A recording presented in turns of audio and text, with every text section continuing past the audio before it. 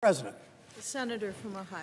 I particularly appreciate, in light of my comments in a moment, Senator Klobuchar's service, who has been a pioneer as the first woman senator from Minnesota, and I believe the presiding officer is the first female senator from Nebraska, correct?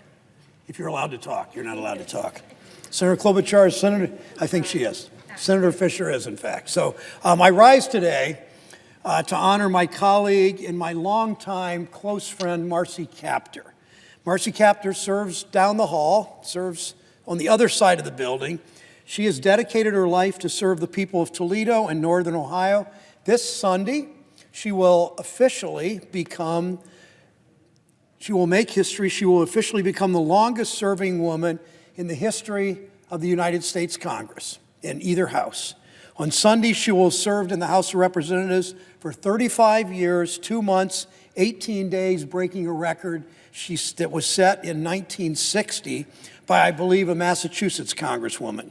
3.5 decades, she's been principled, she's been passionate about her family, her community, our country, and she has advocated for Ohioans. She serves like nobody else. She's the granddaughter of Polish immigrants. That's important to her. She comes from a working class family. That's important to her. She's a practicing Roman Catholic. That's important to her. That describes much of who Marcy is. Polish immigrant, working class family, Catholic faith. Her father was a trucker and auto worker. He became a small businessman. Her mother worked at the Champion spark plug factory, where, of course, she helped to organize a union. Her story, I say of course because of Marcy's, not just understanding the importance of the labor movement, but feeling it in her bones that a unionized workforce is good for those workers, good for the company, good for the community, and we need more of that. Marcy's story echoes that of so many of our generation. Her parents worked hard. With the help of a union card, they earned their way to a better life. For Marcy and her brother, she became the first in her family to graduate from high school and then college. And then she ended up in the United States Congress. What a great country we live in.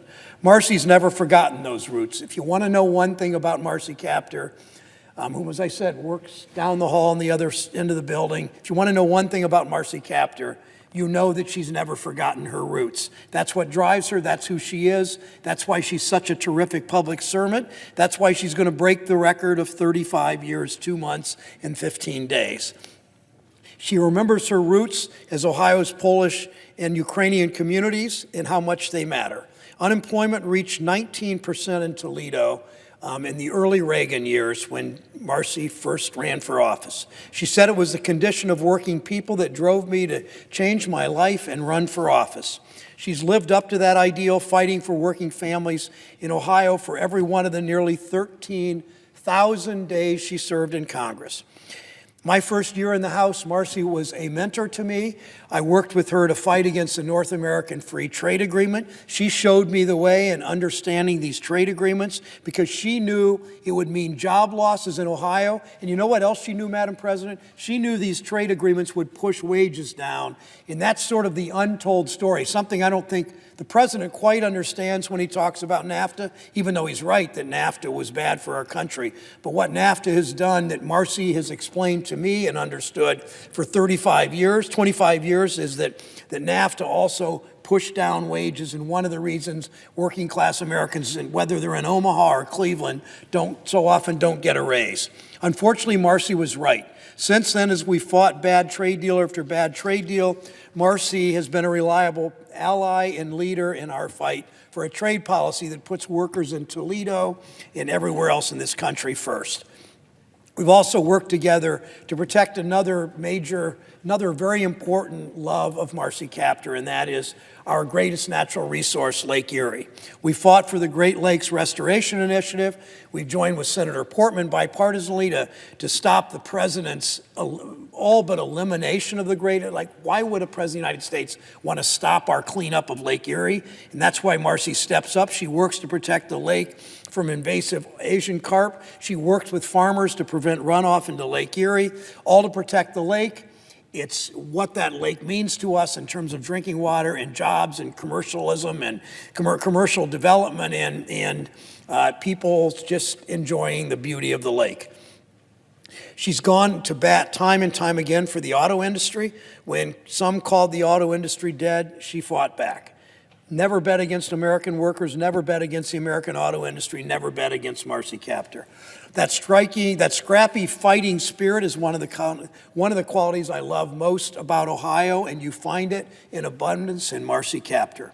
No one fights harder for people, her district, because of absurd redistricting. Her district now goes from Toledo all the way across northern Ohio, only a few miles wide along the lake, all the way to the city of Cleveland. She has already, in only 5 years, the people of Cleveland have gained the same affection for Marcy as the people from Toledo. You can see the love and respect they have. I remember once, Madam President, going to a rally in Toledo for President Obama. People were excited to see him, of course, and I guess a few people may have noticed I was there too. But when Marcy walked in, someone screamed, "Marcy!" And it was pandemonium. Everyone got to their feet like a rock star had just taken the stage, because in Toledo, a rock star had taken the stage. She fights for the people of Ohio. She fights for her district. She fights. She's known more than anything as a fighter for working families. It's so fitting she reaches this milestone during Women's History Month.